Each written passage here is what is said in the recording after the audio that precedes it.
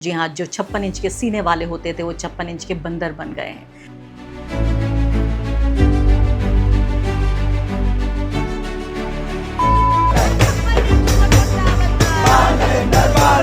अगर इन्हीं जनता ने वोट दिया था तो सड़कों पे आने वाले कौन हैं? चुनाव के तो ज्यादा महीने भी नहीं हुए और सड़कों पर स्टूडेंट्स हैं।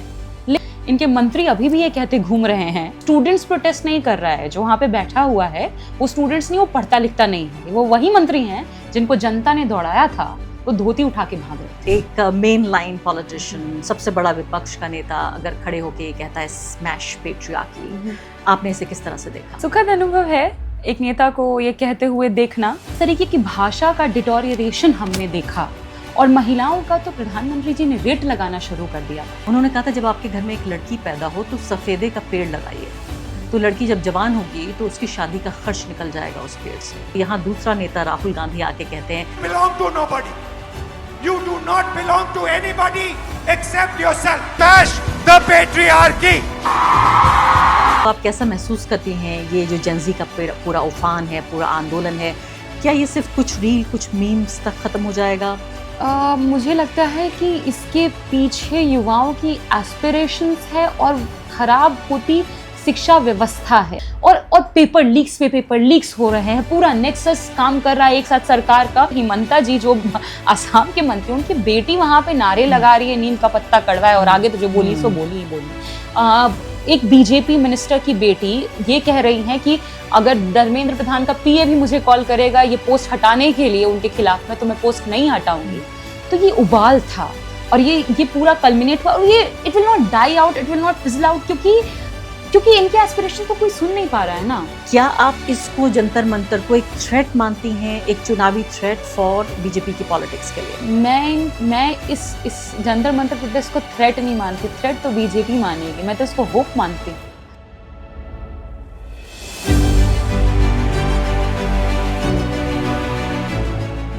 नमस्कार, इस खास पॉडकास्ट में आपका स्वागत है। मैं हूँ आरफा खानम शेरवानी।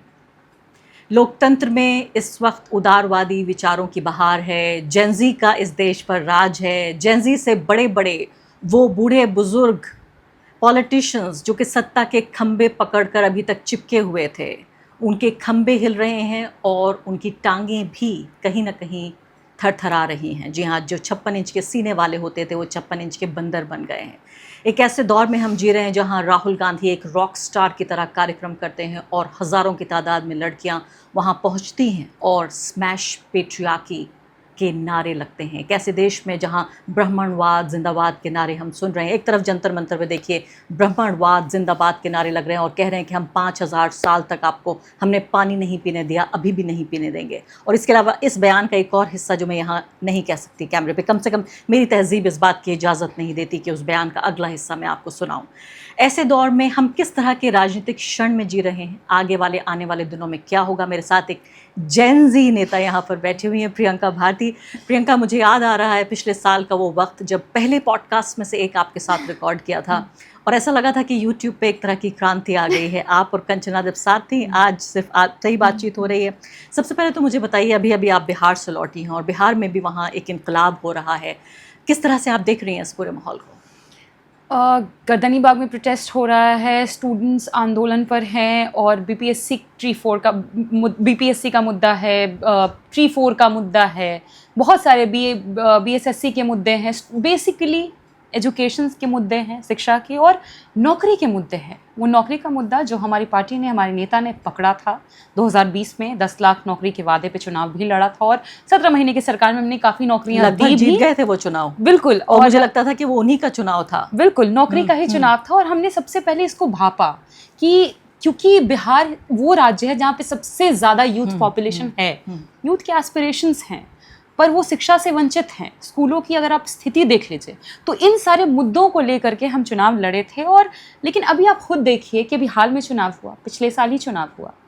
इनके साथ बैठे हुए लोग भले चुनाव आयोग है, तभी ये जो थम्पिंग मेजॉरिटी जिसकी ये बात कर रहे हैं वो पॉसिबल है। अदरवाइज चुनाव के तो ज़्यादा महीने भी नहीं हुए और सड़कों पर स्टूडेंट्स हैं, लेकिन उसके बाद भी क्या सरकार इनको सुन रही है मुझे समझ नहीं आ रहा। क्योंकि इनके मंत्री अभी भी ये कहते घूम रहे हैं कल ही मैं सुन रही थी श्रवण कुमार को, बिहार में मंत्री, वो कह रहे थे कि स्टूडेंट्स प्रोटेस्ट नहीं कर रहा है, जो वहाँ पे बैठा हुआ है वो स्टूडेंट्स नहीं, वो पढ़ता लिखता नहीं है, वो वही मंत्री हैं जिनको जनता ने दौड़ाया था, वो धोती उठा के भाग रहे थे। तो और ख़ासतौर पे स्टूडेंट्स पे ये जो बयान आ रहे हैं, मैं समझती हूँ कि ये बीजेपी और संघ का पूरा नैरेटिव ऐसे ही काम करता है कि जो भी डिसेंट की आवाज़ हो, जो डिबेट की आवाज़ हो, जो इनके विरोध में हो, उसको बदनाम करो, और इसी तरीके से ये सारी चीज़ चल रही है। पर जो मैं बिहार में थी, मैं कुछ बेहतर भी महसूस कर पा रही हूँ कि वो आवाज़ें सड़क पर हैं जिनको इन लोगों ने स्टाइफल कर दिया था, या वो आवाज़ें जो खुद पे भी भरोसा नहीं कर पा रही थी कि आप बदलाव ला सकते हैं, वो सड़क पर हैं। गोरख पांडे की एक लाइन है जो मुझे याद आती है, उन्हें कहा था कि बंद दरवाज़ों और अंधेरे कमरों से सड़क पर होने के तुम्हारे दिन आ गए हैं। आज युवा सड़क पर हैं। मैं खुद बैरिकेड कूद रही थी हमारे नेता के ऊपर में, ये पानी की वीडियो बॉटल। दर्शकों को दिखाना चाहती हूँ, ये इनका सुपरहिट वीडियो है प्रियंका का, और वो कह रही थी कि लोग उनसे पूछ रहे हैं कि क्या आपकी कोई पिटाई तो नहीं हुई, चोट तो नहीं लगी। मैंने कहा जब आप किसके लोगों के इर्द गिर्द होती हैं तो मुझे फिक्र होती है कि कहीं उन लोगों की पिटाई तो आपने नहीं की है। नहीं, मैं अगर उनकी पिटाई करती भी हूँ तो दैट्स थ्रू माय वर्ड्स। मैं उसमें यकीन रखती हूँ। हिंसा में गोडसेवादी नहीं ना हम हैं कि हम हिंसा में यकीन रखेंगे, वो लोग हैं। खैर, तो हम प्रोटेस्ट से आए और हमारे नेता के ऊपर भी पानी की बौछार की जा रही थी, वाटर कैनन्स चलाए जा रहे थे, बट स्टिल हमने अपना इशू वहाँ तक पहुँचाया और 25 को एक बड़ा आंदोलन होने जा रहा है, क्योंकि सरकार स्टूडेंट्स की मांगे अगर नहीं सुनेगी तो फिर किसके लिए काम कर रही है, ये सवाल। और सबसे बड़ी बात तो ये देखिए, जिस चुनाव का आप जिक्र कर रही हैं वो चुनाव मैंने कवर किया, पिछला वाला, हाँ, जो 2020 बेरोजगारी वाला था। ये वाला चुनाव भी जिसका आपने जिक्र नहीं किया, वो भी चुनाव मैंने कवर किया। और हैरानी ये होती है कि जब सबसे बड़ी जीतों में से एक नीतीश कुमार को जीत मिली, बीजेपी और जेडीयू को, तो ये कौन लोग हैं जो सड़कों पे आ रहे हैं? अगर इन्हीं जनता ने वोट दिया था तो सड़कों पे आने वाले कौन हैं? हाँ। तो साफ तौर पे पता चलता है, जब हम अक्सर कहते हैं कि सबूत कहाँ है चुनाव में धांधली का, ये सबूत हमारे सामने दिख रहा है।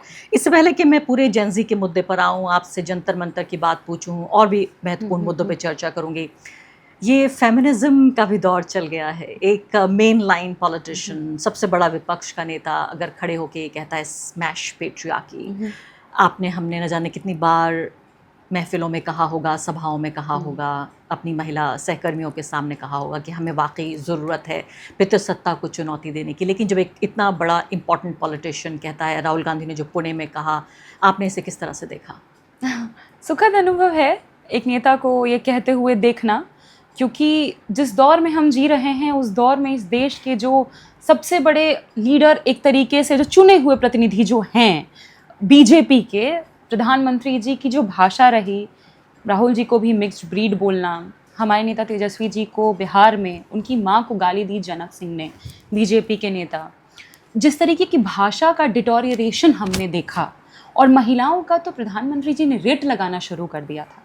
किसी महिला को 50 करोड़ का बताना, फिर कोई 2 टके का बोल जाता है, कोई उनकी पार्टी का ये कह देता है 20,000 में बिहार की लड़की मिल जाती है। तो ये जो रेट लगाने की शुरुआत थी जो बीजेपी कर रही थी, उस दौर में अगर कोई नेता ये कह रहा है स्मैश पेट्रियार्की, तो ये बहुत सुखद है। और क्योंकि मैं खुद जिस विचारधारा से आती हूँ, वहाँ पर मैंने लालू जी को पीरियड लीव देते हुए देखा है, और ये सबसे बड़ा मुद्दा था मेरे लिए, सबसे बड़ी बात थी जिसके कारण मैं आरजेडी से जुड़ी। और क्योंकि राहुल जी ये कह रहे हैं, और अक्सर आप महिला हैं, मैं महिला हूँ, अक्सर हम ये देखा करते हैं जब भी हम अपनी अभिव्यक्ति करते हैं, अपनी बातों को लिखते बोलते हैं, सबसे ज़्यादा अगर कोई गाली देते हैं तो ये संघ के लोग हैं, बीजेपी के लोग हैं, जो महिलाओं को टारगेट करते हैं, उनका रेट लगाते हैं, चरित्र हनन करते हैं, जो वो खुद प्रधानमंत्री जी से सीखते हैं। लेकिन इन सब के दौर में और ख़ास तौर पर मैं कुछ कमेंट्स भी देखती हूँ, जैसे लोग मुझे सूर्पनखा वगैरह भी बोलते हैं, तो मैं तो कहती हूँ कि सूर्पनखा ओन्ड हर सेक्सुअलिटी। तो हाँ, हम सूर्पनखाएँ हैं।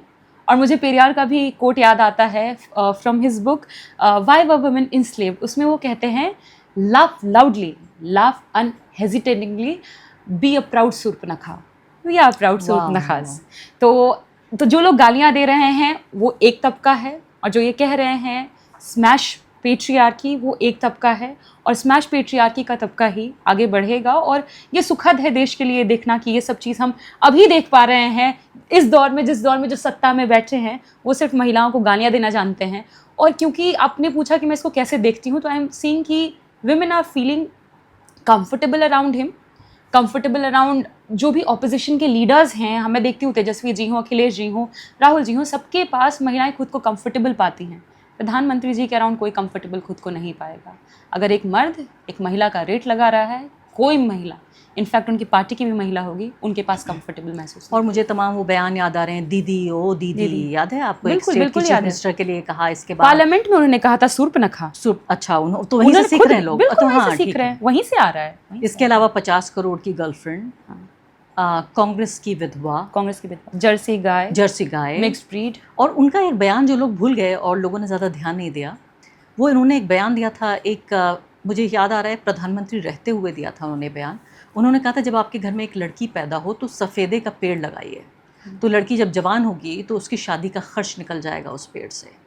ये एक ऐसा बयान है जो आया और चला गया, लोगों ने गौर नहीं किया। आप सोचिए कितना पितृसत्ता में रूटेड ये बयान है कि लड़की को बड़ा करने के लिए सिर्फ शादी उसकी जिम्मेदारी हो। यहाँ दूसरा नेता राहुल गांधी आके कहते हैं you belong to no one, you belong to only yourself. आप सिर्फ अपने हैं, आप किसी की जागीर नहीं हैं, आप किसी की ज़मीन नहीं हैं। पत्नी हो सकती हैं, आप बेटी हो सकती हैं, बहन हो सकती हैं। मैं हैरान हूँ कि सोच तो रही थी आपसे मैं जिक्र करूंगी, चर्चा करूंगी कि फाशिवाद के कुएं में ये देश धकेला जा रहा है, कैसे बाहर निकाला जाए। आज यहाँ इतनी इंस्पिरेशनल पॉलिटिक्स के बारे में बात कर रही हूँ। मतलब ये एक तरह का गेम चेंजर, एक नया पॉलिटिकल चैप्टर है ये इंडिया की हिस्ट्री में। प्रधानमंत्री जी के लिए चैलेंज भी है, पिंक शर्ट पहन के बाहर आइए और साथ ही साथ उनके लिए चैलेंज भी है, थोड़ा तैर के दिखाइए, थोड़ा दौड़ के दिखाइए और थोड़ा अपने भीतर फेमिनिटी लाइए, जो शायद आरएसएस नहीं दे पाएगा। पिंक कुर्ता पहनने तो चलेगा? नहीं पहन पाएगा। नहीं, मुझे नहीं लगता, क्योंकि आप कुर्ता भी पहन लीजिएगा तो आप युवाओं को अपील नहीं कर पाएंगे ना, महिलाओं को अपील नहीं कर पाएंगे उस वे में कि महिलाएं आपका रिस्पेक्ट भी करें, क्योंकि आपने पहले ही वो रिस्पेक्ट खो दी जब आप ये कहती हैं कि विपक्ष मुजरा करेगा, मुजरा मंदिर, ये सब वाली बातें आप करते हैं। तो उस मुजरे में, विपक्ष में तो महिलाएं भी हैं ना। और मुजरे में क्या खराबी है? मुजरे में खराबी, आप क्यों महिलाओं को आप इस नज़र से देख रहे हैं, या विपक्ष के लोगों को देख रहे हैं कि वो नाचेंगे, ये सब करेंगे, तो उनकी सोच ही छोटी है। मैं तो ये कहूँगी, लोग कहते हैं कि जीरो IQ, मैं कहती हूँ माइनस में है। और डिमोनाइज कर रहे हैं जो हमारी बिल्कुल, सेक्स वर्कर्स हैं। बिल्कुल। पहले आपने उनको कोई रोजगार नहीं दिया, और उसके बाद जब उन्होंने सेक्स को अपना काम चुना तो फिर उनको डिमोनाइज करो, उनको और खराब दिखाओ। तो मुझे लगता है कि ये सारी ट्रेनिंग आरएसएस से आई, जो घर से भाग के आरएसएस गए थे, तो आरएसएस से ही ये सारी ट्रेनिंग आती है, क्योंकि वहीं पे सिखाया जाता है न स्त्री स्वतंत्र मरहती, स्त्री स्वतंत्रता के काबिल ही नहीं है। तो यहीं से वो सीखते हैं। तभी मुझे लगता है कि छोड़िए वो बहुत ज़्यादा डेप्थ हो जाएगा, तो पर मैं इतना ही कहूँगी कि प्रधानमंत्री जी महिलाओं की रिस्पेक्ट करना नहीं जानते हैं। वो प्रिंसिपल इस बात के हैं कि भाषाई मर्यादा कैसे टूटे, और भाषाई मर्यादा को लांघने के वो प्रिंसिपल रहे हैं, और उन्हीं से उनके सारे जितने भी सांसद हैं, नेता हैं, सीखते हैं। अगर किसी सांसद के भीतर इतनी हिम्मत आ जाती है कि वो सदन में खड़े होकर के 1 मिनट के भीतर 11 गाली दे देता है विधूड़ी जैसे लोगों को, तो ये इंस्पिरेशन प्रधानमंत्री जी से ही सब। आप ज़्यादा मत कहिए, वो रो देंगे, कहेंगे मेरी माँ को बुरा कहा गया, मेरी माँ को गाली बकी गई। मतलब तेजस्वी जी की माँ नहीं है, राहुल जी की माँ नहीं है। आपकी माँ का अगर रिस्पेक्ट है तो देश की हर माँ का रिस्पेक्ट होना चाहिए। हम आपकी माँ का रिस्पेक्ट करते हैं, क्या आप करते हैं दूसरे नेताओं की माँओं का रिस्पेक्ट, उनके घर की महिलाओं का रिस्पेक्ट, उनके घर की बेटियों का रिस्पेक्ट, एक नारी का रिस्पेक्ट? जिस दिन आपने ये बात कहा था 50 करोड़ की गर्लफ्रेंड, आपने बोली लगाई थी, आपने रेट लगाया था, और वो रेट लगाना जो आपने शुरू किया था वो आज तक जारी है, बदस्तूर जारी है, और वो बढ़ ही रहा है, वो घट नहीं रहा। और मैं आपसे एक कदम और आगे बढ़ के कहना चाहती हूँ कि तवाइफ़ों की यहाँ बात हो रही है कि मुजरा करेंगी। मुजरा तवाइफ़ें करती हैं, तवाइफ अपना जिस्म बेचती है। उन लोगों से बेहतर है जो अपना ज़मीर बेचते हैं, और उनसे कहीं बेहतर है जो देश बेच रहे हैं। मंटो तो इसी बारे में कहते ही हैं। मंटो ने तो इसी पे लिखा ही है कि वो कम से कम मतलब सौदा, जो ज़मीर का सौदा कर रहे हैं, उनसे तो गिरा हुआ कोई नहीं हो सकता है। क्योंकि आप तो चंद सिक्कों की खनक पर बिक रहे हैं ना। अगर ज़मीर का सौदा करने की बात आएगी तो अभी सबसे पहली पंक्ति में अगर कोई खड़ा नज़र आएगा तो इस देश के जर्नलिस्ट हैं, कथित जर्नलिस्ट, मेन स्ट्रीम मीडिया जो मनु स्ट्रीम मीडिया है उसके जर्नलिस्ट। ज़मीर बेचना कोई सीखे तो उनसे सीखे, उनको देखे। मैं तो आपने सुना होगा अगर, तो एक कॉन्सेप्ट होता है जर्मन में जिसे हम कहते हैं शांडमाउअर, मतलब अ वॉल ऑफ शेम। जब बर्लिन वॉल बना था उसको वॉल ऑफ शेम कहते थे, डिवाइड करने के लिए, लोगों को रोकने के लिए। पर इस देश में अधिकतर वॉल ऑफ फेम तैयार किए गए। जैसे जेएनयू में भी वॉल ऑफ फेम है कि जो बड़े बड़े लोग हुए जेएनयू से, जिन्होंने बहुत अच्छे कार्य किए, उनके नाम अंकित हैं। हम तो कहेंगे कि जब देश में सत्ता परिवर्तन हो तो एक वॉल ऑफ शेम तैयार किया जाए, इन जर्नलिस्टों का वहाँ नाम लिखा जाए, इनग्रेव्ड हो, और लोग सीखें उससे कि कैसे पत्रकार आपको नहीं होना है, कैसा आपको नहीं होना है, कैसे आपको ज़मीर नहीं बेचना है, कैसे आपको सच का सौदा नहीं करना है, कैसे आपको झूठ फरेब नहीं करना है, कैसे आपको खुद को बेच नहीं देना है, किसी के सामने दंडवत नहीं हो जाना है। इसलिए इनके लिए एक वॉल ऑफ शेम तो तैयार करवाया जाए। मैं तो इतना चाहती हूँ और मेरी दिली इच्छा है। लेकिन ये वॉल ऑफ शेम तो जंतर मंतर पे मिल गया था इनको।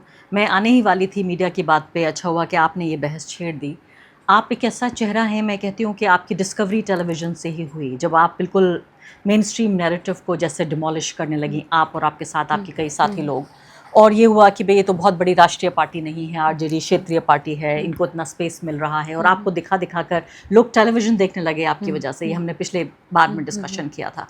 जंतर मंतर पर जो हुआ, जहां रिपोर्टर्स को भी, यानी ये जो तथाकथित मेन स्ट्रीम मीडिया है, उसके रिपोर्टर्स को बिना माइक के ही जा सकते थे। और आपको एक और कहानी बताती हूँ कि जो इंडिपेंडेंट जर्नलिस्ट हैं, जो यूट्यूब के जर्नलिस्ट हैं, या जो जर्नलिस्ट नहीं भी हैं, ब्लॉगर्स हैं, टीवी वाले रिपोर्टर्स उनको साथ ले जाया करते थे और उनसे रिक्वेस्ट करते थे कि हमारे साथ चलो वरना हमारी पिटाई होगी। तो उन लोगों की क्रेडिबिलिटी ज़्यादा हाई है। तो आपको लगता है जंतर मंतर पे बहुत सारी बातें हम करेंगे, लेकिन मुझे ये भी बताइए, टेलीविज़न का जो एक अलग दौर आया और जिस तरह से इतने डिसग्रेस्ड हो गए हैं ये लोग, जब आप जाती हैं अब टीवी डिबेट्स में, तो क्या आपको इस बात का एहसास होता है?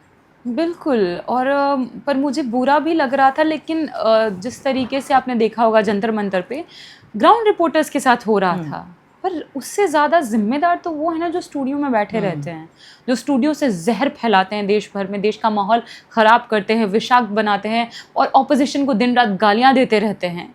सबसे ज़्यादा ख़राब उन लोगों ने किया। इसीलिए मुझे लगता है कि उनकी हिम्मत भी नहीं थी कि वो जंतर मंतर आ जाए। पर मुझे लगता है कि कुछ मैंने तो कई विजुअल्स इसके भी देखे कि अगर मान लीजिए किसी पत्रकार के साथ कुछ जेनजी स्टूडेंट्स ने उनको कहा कि निकलो यहाँ से अभी है, मैंने देखा कि अगले दिन वो उनसे माफ़ी भी मांग रहे थे, अपोलोजाइज कर रहे थे। This is the Gen Z we are talking about. पर इससे भी मुझे नहीं लगता है कि जो मीडिया हाउसेस में बैठा जर्नलिस्ट सो कॉल्ड है वो पिघलेगा या पिघलेंगी, नहीं, क्योंकि उन्होंने पहले ही ज़मीर का सौदा कर लिया है और उनके ऊपर कोई प्रभाव नहीं इस बात का पड़ने वाला है। पर कुछ थोड़े बहुत बदलाव मैं देख पा रही हूँ, लेकिन उसके बावजूद जो अभी भी मीडिया में हो रहा है, जैसे मैंने परसों की एक विजुअल देखी है, अर्नब गोस्वामी जिस तरीके से रिया जी के साथ, रिया अहीर जी के साथ जितनी बदतमीजी कर रहे थे, I so deeply wish I was there. मुझे पता है मतलब पिछले साल उसके बाद से मैं रिपब्लिक पे नहीं जा रही थी, क्योंकि उन्होंने लास्ट टाइम बदतमीजी करी थी और मैंने उनको तो बता दिया था कि जेल तो आप गए थे, आप भूल गए क्या। उसके बाद से फिर मैं गई नहीं थी और फिर पिछले 2-2.5 महीने से लगातार मुझे फ़ोन किए जा रहे थे इनके कोऑर्डिनेटर्स, प्लीज़ आ जाइए। मैं फ़ॉरेन में थी उस समय भी मुझे फ़ोन पे फ़ोन कर रहे थे। जब मैं आई मैंने बोला ठीक है आपसे, पर मैंने बोला कि मैं स्टूडियो में रहूँगी, क्योंकि मुझे मालूम है कि अगर आप दूर विंडो में रहेंगे या आपकी आवाज़ डाउन करेंगे और अर्नब जैसे लोग आपको गालियाँ देंगे, वो आपकी आवाज़ डाउन करके कुछ भी पॉइजन अपना बाहर वेनम अपना निकालेंगे। इसलिए मैं वहाँ गई और वहाँ गई तो वो मेलनी कर रहे थे। मैंने कहा कि मैं उनके ही चैनल का रिपोर्ट लेके गई थी। मैंने कहा आप लोगों ही नहीं ये रिपोर्ट चलाई, रिपोर्ट लिखा है, उसमें आपने खुद लिखा है कि जब प्रधानमंत्री मोदी और जॉर्जिया मेलोनी एक दूसरे से मिल रहे थे, मुस्कुरा रहे थे, हंस रहे थे, तो जयशंकर दूर से खड़े होकर के मुस्कुरा रहे थे, देख रहे थे जैसे कोई कॉलेज का लड़का अपने दोस्त को देखता हो। आपने कितना क्रीपी बनाया इसको, एक इंटरनेशनल जो पॉलिटिक्स होती है आपने उसका स्तर गिराया। मैंने जब उनको दिखाया आईना तो चिल्लाने लगे और शेमिंग पे उतर आए। तो उन्होंने मुझे कहा कि मैं आपको प्रवक्ता नहीं मानता, सीरियस। मैंने कहा देश आपको जर्नलिस्ट ही नहीं मानता, एंड जो मैंने कहा देश वही मानता है, देश उनको जर्नलिस्ट नहीं मानता है। तो एक तो मीडिया में पूरा घोर जातिवाद है, ऊपर से जो लोग बैठे हुए हैं सब, क्योंकि ये बात करते हैं ना डायनेस्टी पॉलिटिक्स की, मीडिया में भी तो पूरा डायनेस्टी है। सब लोग जानते हैं कि कैसे बेटे बेटियों को, पुतों सबको मिल जाता है ऐसे बैठे बिठाए। और इसीलिए मुझे लगता है कि इन मीडिया हाउसेस को अब सतर्क हो जाना चाहिए, क्योंकि देश के लिए भी आपका इनफ इज़ इनफ हो गया है। पर क्योंकि हम मीडिया की बात कर रहे हैं, मुझे यूर्गन हाबरमास की भी थ्योरी याद आती है। जब से मीडिया का उदय हुआ, टेलीविज़न आया, तो यूर्गन हाबरमास ने मतलब different structures of public sphere के बारे में लिखते हैं कि पब्लिक स्फेयर चेंज कैसे होता है। तो मीडिया जब आई तो मीडिया एक मोनोलॉग दे रही थी और दिमाग सिर्फ कंज्यूम कर रहा था। लेकिन अब ये सोशल मीडिया के दौर में अब आप सिर्फ कंज्यूमर नहीं बचते हैं, लोग कनेक्ट करते हैं एक दूसरे से। तो अब जो कम्युनिकेशन का तरीका है दैट इज़ नॉट वर्टिकल, वो हॉरिजॉन्टल है, एक दूसरे से कनेक्ट कर रहे हैं। तो टीवी का तो ऐसे भी आपका खत्म हो चुका है, खुद आपने अपनी क्रेडिबिलिटी भी खत्म की है। लोग सोशल मीडिया के थ्रू जेन ज़ी प्रोटेस्ट खड़ा कर ले रहे हैं, आपका तो अब खत्म है, दुकान नहीं, आपकी आप तो बंद। ना तो कोई प्रोटेस्ट या कोई आंदोलन खड़ा कर सकते हैं, ना आप उसे खत्म कर खत्म सकते कर सकते हैं, आप कुछ नहीं कर सकते। आप बस हाँ प्रधानमंत्री जी को दिखा सकते हैं कि आप उनके लिए क्या क्या कर रहे हैं, आप उनके लिए यूलॉजीज गा रहे हैं, आप उनके लिए बड़े बड़े गीत गा रहे हैं। आप ये साबित कर सकते हैं कि आप उनके लिए हैं, पर देश के लिए नहीं है। और सबसे ज़्यादा आपने बहुत अच्छी बात कही कि ये पूरा जो डायलॉग के दौर में टीवी तो सिर्फ मोनोलॉग करता है, यानी मन की बात करता है। मन की बात का तो दौर ख़त्म हो गया है, अब तो बाकायदा इवेंट्स का दौर है जहां लोगों को राहुल गांधी की तरह बुलाया जाएगा और उनको सुना जाएगा। उनकी सबसे, देखिए, लग रहा होगा कि मैं उनका महिमा मंडन कर रही हूँ, मुझे लगता है आज कर लेने दीजिए। कम से कम अगर कोई पॉलिटिशियन अच्छा काम कर रहा है इतने ख़राब दौर में, मुझे सबसे अच्छी बात ये लगी कि ऐसे दौर में जहाँ सिर्फ मन की बात चल रही हो, राहुल गांधी जन की बात करते हैं, वो सुनते हैं। 1 घंटे से ज़्यादा लंबे समय में का इवेंट रहा, उसमें राहुल गांधी ने मुश्किल से 5 या 7 मिनट, मैक्सिमम 10 मिनट बोला होगा। तो टीवी का वैसे भी अंत हो रहा है। मैं प्रियंका कल देख रही थी एक टीवी चैनल, और हम जाति पर बात कर चुके हैं कि कैसे ये पूरा ब्राह्मण, हमने कहा ब्राह्मणों का ब्रह्मांड है, right? ब्राह्मणवादी ब्रह्मांड है, पिछले हमने पॉडकास्ट में ये बात की थी। तो कल आप सोचिए एक बड़े टीवी नेटवर्क पे मैं एक शो देख रही थी जिसमें धीरेन्द्र शास्त्री का इंटरव्यू किया जा रहा था। जो मेन एंकर थे वो ब्राह्मण थे, और प्लस 5 एंकर्स, वो 6 एंकर्स का एक पूरा वो ड्रामा खड़ा करते। वो 6 एंकर्स अपकास्ट थे, और 6 में से 5 ब्राह्मण थे और एक नाम नेहात की मुसलमान बिठा ली थी, वो भी अपकास्ट थी। तो आप सोचिए कि कभी कभी लगता है कि हमने ज़्यादा बोल दिया, फिर लगता है नहीं हम तो कम ही बोल रहे हैं। कम ही बोल रहे हैं। ऑक्सफैम की आप रिपोर्ट देखिए, उसमें भी तो है ना, आप एक जर्नलिस्ट का नाम बताइए जो आदिवासी समुदाय से आती होंगी, एक टॉप जर्नलिस्ट जो, क्या मतलब मेरिट है, आप पहुंचने नहीं दे रहे हो। मेरिट, खैर तो मेरिट तो एक मैं तो समझती हूँ ऐसा कोई कॉन्सेप्ट ही नहीं है, प्रिविलेजेस से आप तैयार होते हैं, आप आगे आते हैं, पर कोई नहीं वहाँ पहुँच पाया, आपने पहुँचने नहीं दिया। मुझे अभी भी वो डिबेट याद है जहाँ पर संगीत रागी नाम का एक व्यक्ति वहाँ बोल रहा है खड़गे जी के बारे में आपत्तिजनक बात बोल रहा है कि दलित माइंड मतलब स्लेव्ड माइंड होता है, गुलामी वाला माइंड। तो आप सोच लीजिए, और वहाँ जो चल रहा है, एंकर भी कोई उस तरह की आपत्ति नहीं जता रहा है। एक व्यक्ति थे, उन्होंने थोड़ी सी आपत्ति जताई, पर यही चल रहा है और यही कई सालों से चलता आ रहा है। और प्रियंका, मैं इसको ये व्यक्ति दिखाना चाहती हूँ स्क्रीन पर। इस व्यक्ति का नाम है अजीत भारती। आपने सुना, इस व्यक्ति ने कहा कि वो दलित महिलाओं के साथ न सिर्फ कि उसने कहा कि वो यौन संबंध बनाएगा, बल्कि उसने यौन हिंसा की भी बात कही है। धड़ल्ले से ये व्यक्ति ये बात कहकर ब्रॉडकास्ट करता है, चंद्रशेखर आज़ाद के लिए भद्दी टिप्पणियां करता है, और आज़ाद बैठा हुआ है अपने घर में। आपको ये नया याद है? इससे पहले इसने क्या किया था, देश के सीजेआई पर, पूर्व सीजेआई पर जब जूता चला था तो इसने उसका सपोर्ट ही नहीं किया था और गंदी गंदी बातें बोली थी गवई जी के खिलाफ में, और उसको जेल से छुड़ाने के लिए गए थे भाजपा के प्रवक्ता शिवम त्यागी। तो इनका तो पूरा नेटवर्क ही है ना, गालीबाज होने का, जातिवादी होने का, क्योंकि जिन प्रोटेस्ट को ये ऑर्गेनाइज करा रहे हैं जंतर मंतर पे, सिर्फ गालियां ही तो दी जा रही हैं। मैं तो कहूँगी इन लोगों को कि थम जाइए, सुधर जाइए, क्योंकि जब देश आज़ाद हुआ था ना, तो जो देश के मूल निवासी हैं, वंचित तबका, शोषित तबका, देश का एक करार हुआ था उनके साथ। बाबा साहेब ने करार करवाया था देश का कि उनको आरक्षण मिलेगा, इंश्योर कराया जाएगा कि जिस जातिवाद से वो इतने हज़ारों सालों से जूझते आए हैं उससे आज़ादी मिलेगी। आज़ादी की लड़ाई में हम सब भागीदार थे, सिवाय संघ के, सिवाय आरएसएस जैसे संगठन के। मैं उनको यही कहूँगी कि ये करार था, इस करार से कोई मुकर नहीं सकता है। आरक्षण से एक अक्षर भी नहीं आप हटा पाएंगे। और जिस समय में, आज के दौर में, इनको पिछले किए गए और आज चल रहे जातिवाद का, जातीय हिंसा का माफ़ी मांगना था अपने पूर्वजों के लिए, खुद का जो इनका जो बिहेवियर है, कास्टिस्ट बिहेवियर, उसके लिए माफ़ी मांगनी थी, उनको रिपरेशन देना था। उस समय में अगर आप ये कह रहे हैं कि पानी नहीं पीने देंगे और इतनी घटिया घटिया बातें कि मैं खुद बोल नहीं पाऊंगी, तो सोच लीजिए कि देश में आपके खिलाफ एक माहौल तैयार हो रहा है और बहुसंख्यक आबादी है जिसके भीतर गुस्सा पनप रहा है। उसको और मत बढ़ाइए, क्योंकि वो बढ़ाइएगा तो वो आपके खिलाफ जाएगा और बहुत बुरी तरह जाएगा।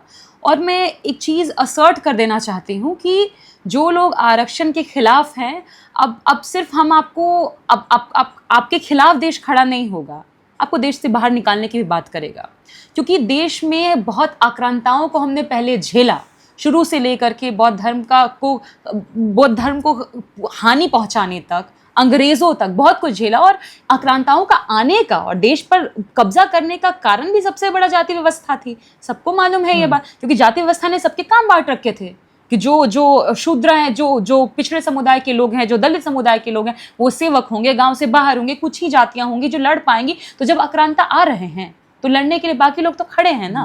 वो कुछ लूट के भी लेके जाए, तो जाति व्यवस्था ने तो उनके हाथ पैर बांध रखे हैं कि आपको तो सेवा ही करनी है, आप लड़ नहीं सकते। तो पहले ही जाति व्यवस्था ने इतना कुछ बर्बाद किया है, अब देश को बर्बाद मत करिए। ऑलरेडी जब रिपरेशन के दौर में ये सब जो आप कर रहे हैं उसको रोकिए। लेकिन प्रियंका, कौन लोग हैं ये? क्योंकि मुझे तो लग रहा है जंतर मंतर पे जो लोग बैठे हुए हैं, खासकर जेनजी के इस पूरे आंदोलन के दौर में और राहुल गांधी के इस पूरे उफान के दौर में, जब ये रिजर्वेशन ख़त्म करने की मांग कर रहे हैं, तो ये भीड़ पूरी नरेंद्र मोदी की बर्बादी की कहानियां कह रही है कि जो आखिरी कुछ वोट उन्हें बचे हुए हैं वो भी उनके हाथ से जा रहे हैं। ये कौन लोग हैं जो ये प्रोटेस्ट कर रहे हैं, जिन्होंने पहले प्रोग्रेसिव पॉलिटिक्स का प्रोटेस्ट हुआ जंतर मंतर पे, अब उसी जगह पर एग्जैक्टली ये हज़ारों की तादाद में कौन लोग हैं जो पहुंच रहे हैं? बीजेपी के सपोले हैं, ये संघ के लोग हैं ये, वरना अगर ऐसा नहीं होता तो यूपी के डिप्टी सीएम क्यों उनके साथ बैठ के प्रेस कॉन्फ्रेंस कर रहे होते? केचुली उतर रही है इनकी। संघ शुरू से आरक्षण विरोधी रहा है, संघ शुरू से संविधान विरोधी रहा है। जो लोग संविधान को पसंद नहीं करते, जो बाबा साहेब को पसंद नहीं करते, वो आरक्षण को कैसे पसंद करेंगे? और समय समय पर मोहन भागवत का वो स्टेटमेंट नहीं हमें याद है क्या? बिहार चुनाव 2015 में होने वाला था, उस समय उन्होंने स्टेटमेंट दिया था आरक्षण की समीक्षा होनी चाहिए। उस समय में Lalu ji bunch of thoughts लेकर के पूरे बिहार में घूम रहे थे, गोलवलकर की बंच ऑफ थॉट्स, जहां पे संविधान के खिलाफ में लिखता है वो व्यक्ति, तिरंगे के खिलाफ में वो लिखता है वो व्यक्ति, अशोक चक्र के खिलाफ लिखता है वो व्यक्ति। अशोक चक्र कहाँ से आता है? बौद्ध धर्म से आता है। बाबा साहब ने उसको झंडे में जुड़वाया, क्योंकि एडहॉक कमेटी थी, फ्लैग बनाने की कमेटी। बाबा साहब ने कहा इस पे अशोक चक्र होना चाहिए। उसका विरोध गोलवलकर क्यों करता है? ये संघ के ही लोग हैं। जो संविधान विरोधी है तो वो तो आरक्षण विरोधी बाय डिफॉल्ट होगा ना। आरएसएस बाय डिफॉल्ट ही संविधान और आरक्षण विरोधी है। तभी तो बीजेपी के डिप्टी सीएम का क्या काम है? उनके साथ बैठने का, प्रेस कॉन्फ्रेंस करने का, उनको आश्वासन देने का कि 2 दिन के भीतर हम आपको कैबिनेट के लोगों से, कैबिनेट मंत्री से हम आपकी मीटिंग करवाएंगे। ये सारे का सारा चीज़ बीजेपी प्रायोजित है। सिर्फ यही नहीं, मैं इसलिए भी रिजर्वेशन विरोधी इनको कहूँगी कि आज़ाद भारत में पहली बार बिहार में कास्ट सर्वे हुआ, उसके बाद रिजर्वेशन बढ़ाया गया, तेजस्वी जी के लीडरशिप में हुआ। आपको मालूम है आरक्षण की सीमा बढ़ाई गई थी। जो हमारा शुरू से नारा है, जिसकी जितनी संख्या भारी उसकी उतनी हिस्सेदारी के हिसाब से हमने अनुपात में रिजर्वेशन बढ़ाया पूरी तरह पर 65%, और उसको बीजेपी के लोगों ने रुकवाया। का जो यूजीसी का रेगुलेशंस आया था उसको भी चैलेंज करने वाले, कोर्ट में ले जाने वाले कौन हैं? जो बीजेपी के ही लोग हैं। और बीजेपी के मंत्रियों के बारे में, बीजेपी के लोगों के बारे में हमको याद है, आज तक एक जर्नलिस्ट कह रहे थे, वो उन्हीं लोगों ने वकीलों को भेजा है कोर्ट में इसको रुकवाने के लिए। तो यूजीसी में नया बदलाव क्या है? तो ओबीसी का इंक्लूजन ही सिर्फ हुआ था।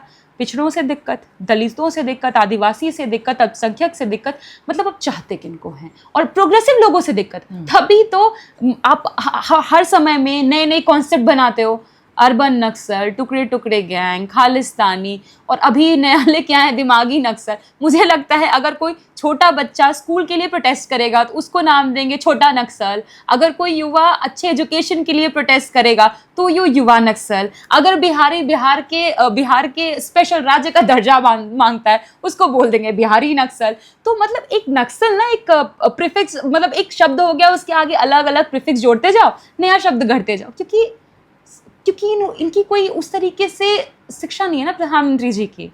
और दूसरा क्योंकि उन्होंने खुद ही कहा था मेरी कोई पढ़ाई वढ़ाई नहीं हुई है दोस्तों। लेकिन वो तो खुद ओबीसी हैं, और वो तो उन जातियों से आते हैं जिनको आरक्षण मिलता है। ओबीसी हैं, वो बाय बॉर्न ओबीसी थोड़ी हैं। हाँ। उन्होंने तो बाद में खुद की जाति को शामिल करवा लिया था, तो वो जन्म से तो ओबीसी नहीं है, बाद में शामिल भले करवा लिया। और ओबीसी होना इस बात की गारंटी कहाँ देता है कि आप ओबीसी के हक हुकूक के लिए खड़े रहेंगे? अगर ऐसा होता तो बिहार में तो हम डिमांड कर रहे थे, तेजस्वी जी ने जिस आरक्षण को बढ़ाया उसमें तो पिछड़े थे, अति पिछड़े थे। हमने डिमांड किया था उसको संविधान की 9वीं अनुसूची में शामिल करो ताकि उसको कोई हाथ ना लगा पाए। कोर्ट में चैलेंज करवाने वाले इन्हीं के लोग हैं, उसको रोकवाने वाले इन्हीं के लोग हैं। पिछड़ों के मतलब खुद ही प्रधानमंत्री जी खुद को ही कॉन्ट्राडिक्ट करते हैं, खुद कह चुके हैं कि देश में 2 जातियां या 4 जातियां ऐसी कुछ बात बोल रखे हैं।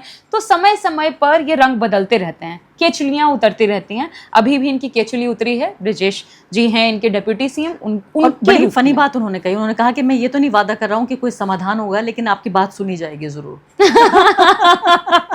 समाधान होगा, हिम्मत है। हाँ। जिस समाधान की वो मांग कर रहे हैं वो समाधान है आरक्षण हटाना, उसका समीक्षा, क्योंकि खुल के बोल नहीं पाएंगे ना हटाओ, नए नए शब्दावली गढ़ेंगे, समीक्षा करो, ये करो, वो करो। मैं बार बार कह रही हूँ, इस देश का इस मूल निवासियों के साथ एक करार हुआ है, वो करार है कि आरक्षण तो अब घटेगा नहीं, उल्टे बढ़ेगा, और इन फैक्ट प्राइवेट सेक्टर में भी जाएगा, क्योंकि गवर्नमेंट जॉब्स तो उतने हैं नहीं, 1.5% के अराउंड है, प्राइवेट सेक्टर में जॉब्स है ना, और प्राइवेट सेक्टर्स को सरकार तो पैसे देती है उनके इस्टेब्लिशमेंट के लिए। आप खुद देखिए, बिहार में अडानी को 1 रुपए में एक एकड़ ज़मीन मिल रही है, और हज़ारों एकड़ भूमि उसने अधिग्रहण की। किसकी ज़मीनें हैं वो? किसानों की ज़मीनें हैं, मजदूरों की ज़मीनें हैं, वंचितों की ज़मीनें, आदिवासियों की ज़मीनें।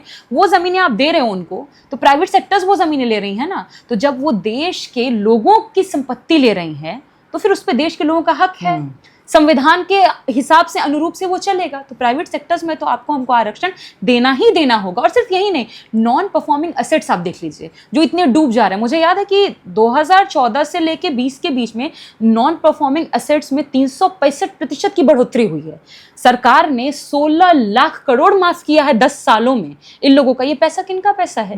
ये देश का पैसा है ना, देश के लोगों का पैसा है, गरीबों के टैक्स का पैसा है। वो कोई सामान भी खरीद रहा है, एक माचिस की तीली खरीद रहा है, उसका पैसा है। तो आप उनको कैसे रिजर्वेशन नहीं दोगे? प्राइवेट सेक्टर में वो आरक्षण होगा, और जिसकी जितनी संख्या भारी उस हिसाब से रिजर्वेशन होगा। अभी तो वो बढ़ना है, कहाँ घटाने की बात कर रहे हैं? हटाने की, बिल्कुल हटाने की सपने में है। मैं आपको याद दिलाना चाहती हूँ 2019 का भी, और खासकर 2024। आप देखिए, नरेंद्र मोदी की जो एक लगभग हार हुई उनकी पार्टी की, उसके पीछे सिर्फ एक वजह थी, राहुल गांधी, अखिलेश यादव, तेजस्वी यादव का ये कहना कि भाई बीजेपी आरएसएस संविधान के लिए खतरा है, और अगर ये लोग सत्ता में वापस आते हैं तो ये रिजर्वेशन खत्म कर देंगे। सिर्फ इनके बयान, और 2-4 बीजेपी के लोगों ने, छोटे छोटे लोगों ने ये बोल दिया था कि हाँ, हम संविधान बदल देंगे या संविधान में सुधार कर देंगे। आप यकीन जानिए, मैं ग्राउंड पे मौजूद थी, यूपी, बिहार, मध्य प्रदेश, राजस्थान, सब मैंने कवर किया। खासकर उत्तर प्रदेश में बताना चाहती हूँ, गांव देहात में ये खबर जंगल में आग की तरह पहुंच गई, ये संविधान से भी ज़्यादा कि रिजर्वेशन ख़त्म कर देंगे। ये मतलब ये कबर खोदने वाला, मैं कहती हूँ, ये वो वाला स्टेटमेंट है जिससे कोई भी पॉलिटिकल पार्टी आज देश में, चाहे कांग्रेस पार्टी ही क्यों ना हो, सत्ता में आ ही नहीं सकते। मतलब चुनाव लड़ना ही दूर की बात है। ऐसे में इन लोगों को अलाउ करना जंतर मंतर पे, जो ये एंटी रिजर्वेशन लोग हैं, और इनको बहुत ही घटिया, गंदे, ऑब्सीन, अश्लील और गैर इंसानी नारे लगाने की इजाज़त देना, अजीत भारती जैसे लोगों का सेक्सुअल वायलेंस की धमकी देना, और उसके बाद भी खुला घूमना, तो ये सब अलाउ किया जा रहा है। इसकी क्या पॉलिटिक्स है? मुझे लगता है समय समय पर ये टेस्ट करते रहते हैं कि कहाँ तक ये चल पाएगा, कहाँ तक ये कर पाएंगे, और जब ये फेल हो जाते हैं तो फिर ये बैठ जाते हैं। जैसे कि मुझे अभी भी ये जो पेट्रोल में इथेनॉल वाला पूरा चीज़ आ रहा था, पूरा एक गडकरी जी तो बाद में पलट गए, वो कहते नहीं मेरा विभाग नहीं है, मैं नहीं देख रहा हूँ। तो ये तो समय समय पर टेस्ट करते रहते हैं ना हर चीज़ में। संविधान समीक्षा समिति का गठन ही अटल बिहारी वाजपेयी जी ने किया था। तो ये हर समय पे, जिस समय में मोहन भागवत ने खुद ये स्टेटमेंट दिया था कि आरक्षण की समीक्षा होगी, ये टेस्ट होता है। ये समय समय पे टेस्ट ही करते हैं जनता को चेक करने के लिए कि जनता का मूड क्या है, और बाद में से पलट जाते हैं। आपको याद नहीं है वो हर घर सिंदूर लेके जाएंगे वाला एपिसोड? बाद में कहीं नहीं हमने बोला ही नहीं, वो पता था महिलाएं पीटेंगी, घर में जाएंगे सिंदूर लेके महिला के लिए, तो मार खाएंगे बुरी तरीके से, क्योंकि कोई महिला मतलब अपने पति की जगह क्यों लेगी तुमसे सिंदूर? दूसरी बात ये, और उसी समय फिर ये पलट गए थे, नहीं हमने कहा ही नहीं। और पलटने की तो पुरानी आदत है, पलटना छोड़िए, अब सदन में खड़े होकर झूठ बोल सकते हैं तो पलटना तो खैर वो तो लाजमी ही है इनके लिए। सदन में खड़े होकर के बोला था नहीं किसी की कोई शहादत नहीं हुई, और बाद में भी पता चला कि ऑपरेशन सिंदूर में 6 जवानों की शहादत हुई। फिर प्रधानमंत्री जी तो शहादत को भी कहते हैं कि लोग मर गए, जवान मर गए। तो इस तरीके की मानसिकता है इनकी। तो जो आप पूछ रहे हैं, मुझे लगता है कि ये सारा पेशेंस टेस्ट करवा रहे हैं और बुरी तरह फेल होंगे, क्योंकि मैं बार बार ये चेतावनी दे रही हूँ कि जो बहुसंख्यक आबादी है उनके भीतर उबाल है। क्योंकि कई लोगों को मैंने ये भी कहते सुना कि तुम्हारे बाप दादा हमें कोड़े मारा करते थे, अब तुमको हम मारेंगे, इस तरीके की भाषा, या ये कहना कि पानी नहीं मिला है पानी पिला दे क्या, इस तरीके की भाषा। कितना कितना कोई सुनेगा? मतलब एक एक होता है ना कि आप दीवार तक किसी को धक्का दे सकते हैं, this is push back era, we'll push you back. The population of the country, जो मेजॉरिटी है, प्रोग्रेसिव तबका जो साथ में खड़ा है, क्योंकि मैं देख रही हूँ कि जितना प्रोग्रेसिव तबका है वो लोग भी लिख रहे हैं इसको कि ये बहुत गलत हो रहा है जो जंतर मंतर पे हो रहा है, सरकार इसको करवा रही है, बीजेपी की बैकिंग है, बिना उनके ये संभव नहीं, बिना उनके इस तरीके के जो जो लफंगे हैं, जो जातिवादी गुंडे हैं, ये खुले घूम नहीं सकते हैं। सीजीआई को गाली देने के बाद अगर ये व्यक्ति खुला घूम रहा है और इसको बचाने बीजेपी का प्रवक्ता जा रहा है, इसका मतलब ये सब लोग मिले हुए हैं, सब आरएसएस करवा रही है और ये लोग कर रहे हैं। और मैं सुन रही थी उसमें एक लड़की थी, वेस्टर्न कपड़े पहने हुए थे और शान से लिख रही थी कि for the first time in my blood line मैं देख रही हूँ जंतर मंतर जैसी जगह पर यहाँ गायत्री मंत्र गाया जा रहा है।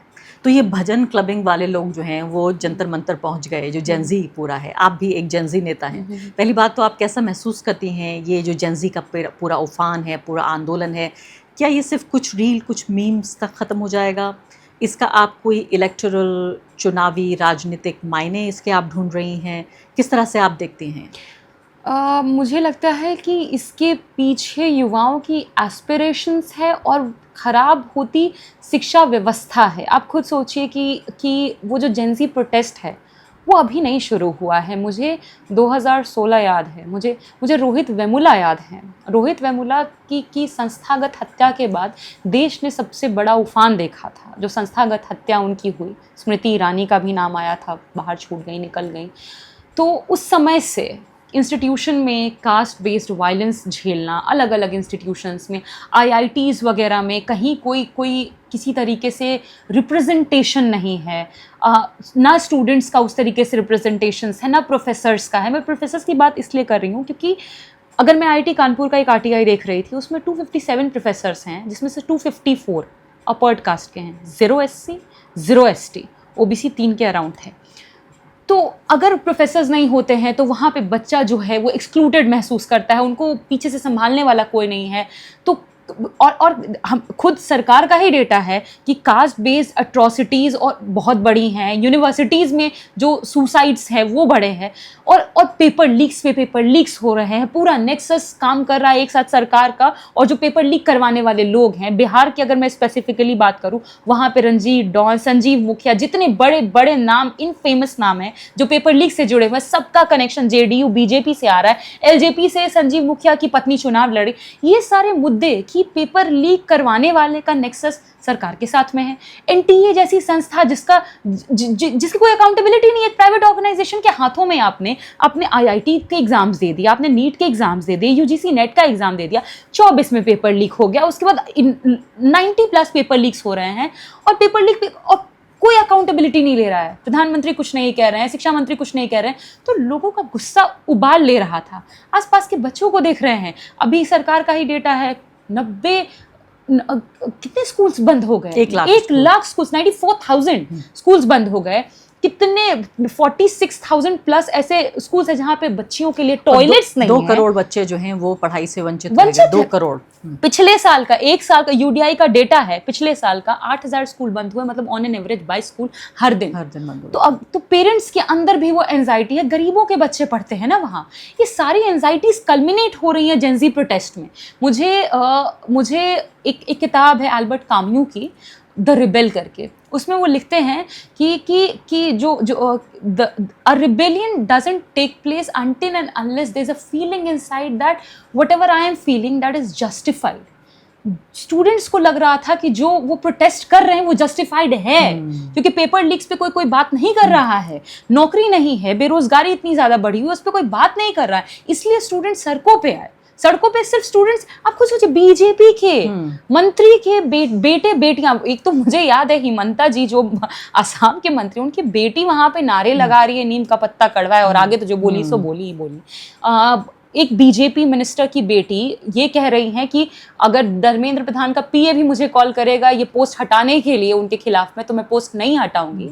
तो ये उबाल था और ये पूरा कल्मिनेट हुआ, और ये it will not die out, it will not fizzle out, क्योंकि इनके एस्पिरेशन को कोई सुन नहीं पा रहा है ना, इनका कोई समस्या का समाधान नहीं निकल रहा है ना। आपने तो भले धर्मेंद्र प्रधान को हटा दिया, उससे क्या समस्या सुलझ गई?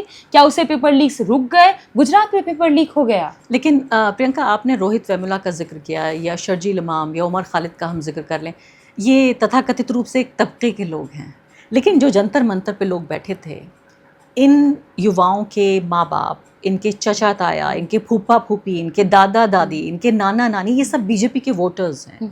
तो ये फ़र्क है इसमें कि आप कह रही हैं ये आंदोलन तो चल रहा था, खामोश आंदोलन चल रहा था, लेकिन उन तबकों में चल रहा था जो ट्रेडिशनली बीजेपी का वोटर नहीं है। क्या आप इसको जंतर मंतर को एक थ्रेट मानती हैं, एक चुनावी थ्रेट फॉर बीजेपी की पॉलिटिक्स के लिए? मैं इस जंतर मंतर प्रोटेस्ट को थ्रेट नहीं मानती। थ्रेट तो बीजेपी मानेगी, मैं तो उसको होप मानती हूँ।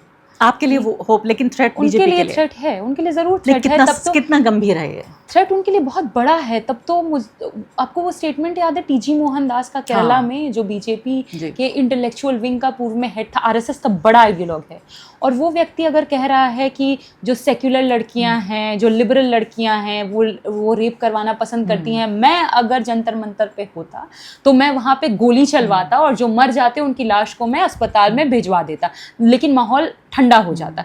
इस तरीके की बात अगर आरएसएस से जुड़ा हुआ व्यक्ति कर रहा, और मुझे एक बात पता चली थी कि दिल्ली में आरएसएस ने बैठक भी ऑर्गेनाइज करी थी कि इसको ख़त्म करना पड़ेगा, तो इसके लिए इन लोगों ने यही तरीका अपनाया कि इनको बदनाम करो, इनको ये दिखाओ कि ये स्टूडेंट्स हैं ही नहीं, ये एंटी नेशनल्स हैं, ये देश के विरोधी हैं, और इसी का कल्मिनेशन है प्रधानमंत्री जी का ये दिमागी नक्सल शब्द, वहीं से आ रहा है। So everything is linked. तो ये तो थ्रेट महसूस कर रहे हैं। अगर बीजेपी के ही मंत्रियों के बेटे बेटियां सड़क पर आकर के प्रधानमंत्री जी के खिलाफ नारेबाजी कर रहे हैं, तो कैसे ये थ्रेट नहीं होगा? वो आम जनता नहीं है, और जिनके पिता बीजेपी से मंत्री हैं, उनकी बेटी है वो उनके बेटियां हैं। के बारे में आप की राय क्या है? ये राजनीतिक लोग हैं, किसी पार्टी के ज़रिए आगे बढ़ाए गए लोग हैं, ये बहुत ईमानदार लोग हैं, खुद गैर राजनीतिक हैं?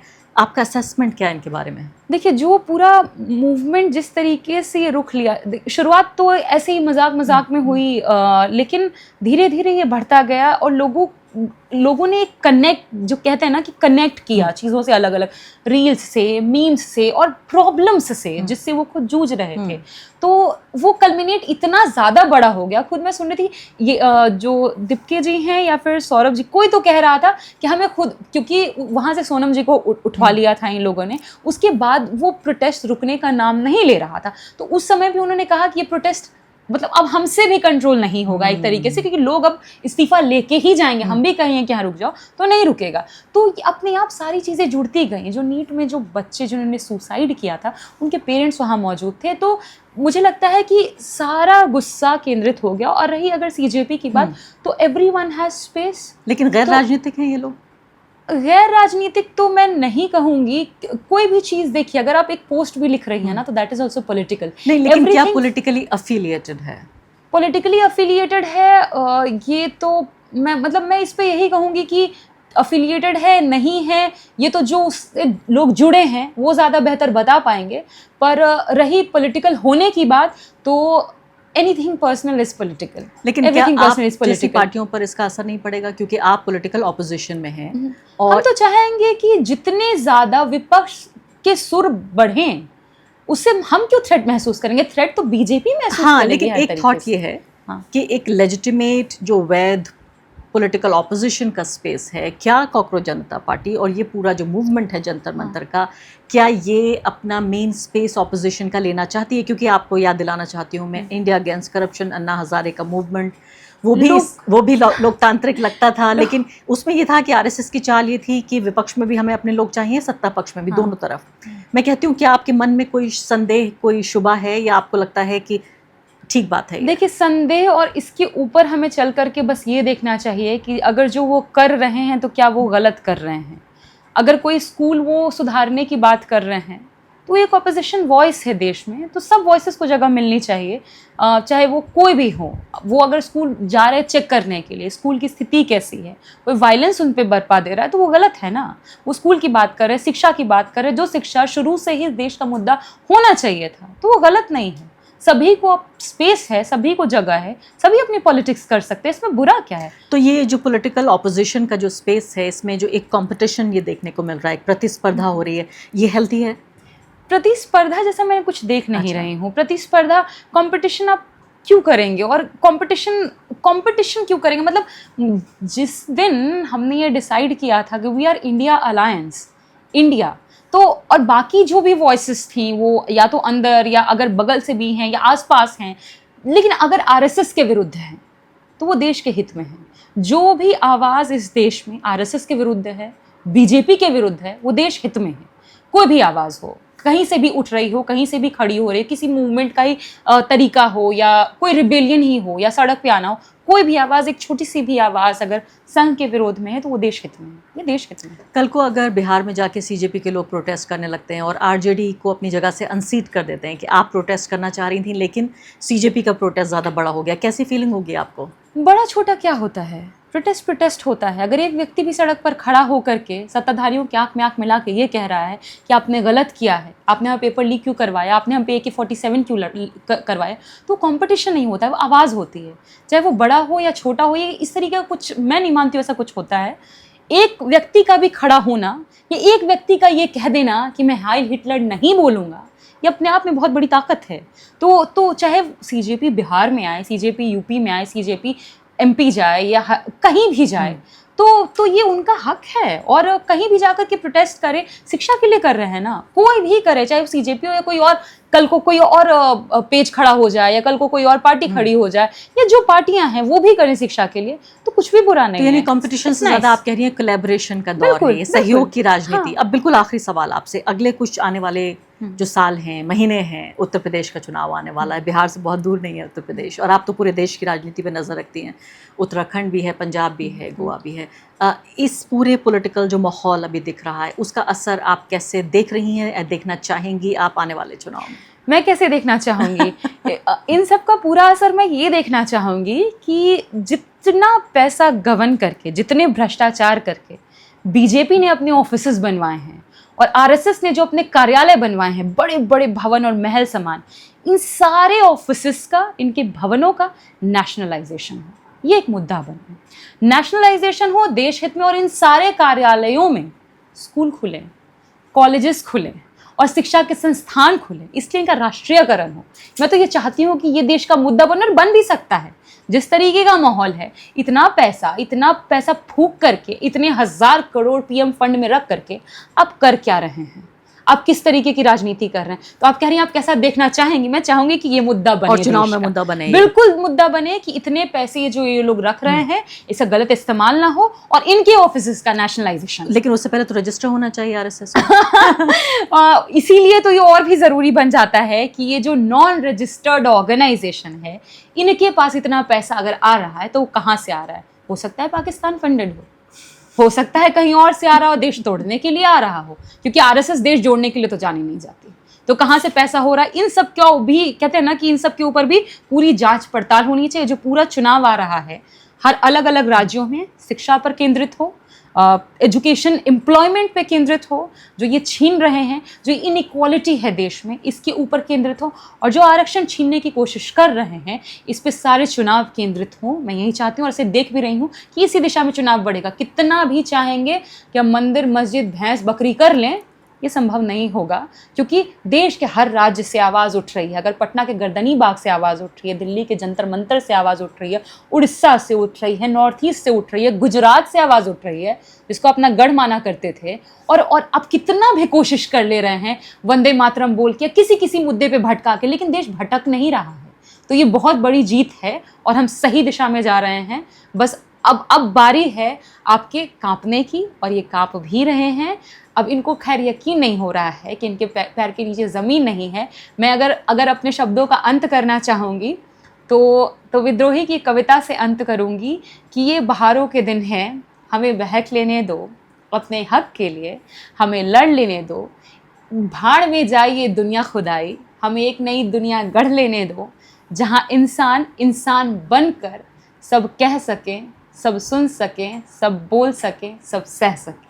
तो ये कविता से मैं अपनी बातों को विराम देना चाहूँगी, क्योंकि हम यही चाहते हैं कि हम एक खूबसूरत दुनिया गढ़ें, खूबसूरत देश गढ़ें, जहाँ पर सब समता के साथ रहें, बराबरी के साथ रहें, और ऐसी ताकतों को, जो फांसीवादी ताकतें हैं, उनका अंत हो, और ख़ास तौर पर आरएसएस जैसे संगठन को बैन किया जाए और बीजेपी ऑफिसेस का, जो कभी देश का भला नहीं चाहती, आरएसएस ऑफिसेस का नेशनलाइजेशन हो देश हित में। बहुत बहुत शुक्रिया प्रियंका आपका ये तमाम बातचीत के लिए, इतना इंस्पिरेशनल आपने बातचीत की उस सब के लिए, पॉलिटिकल मैच्योरिटी के लिए। और उम्मीद है कि जिस जेनजी नेता को मैं देख रही हूँ, बहुत जल्द आप कम से कम विधानसभा में हो, और मैं तो देखना चाहूँगी कि आप संसद में बैठें, एक मेंबर ऑफ पार्लियामेंट की तरह बातचीत करें। जहाँ मेरी भी बड़ी हो, ख्वाहिश आवाज़ होगी। बुलंद करते रहें। शुक्रिया। बहुत शुक्रिया।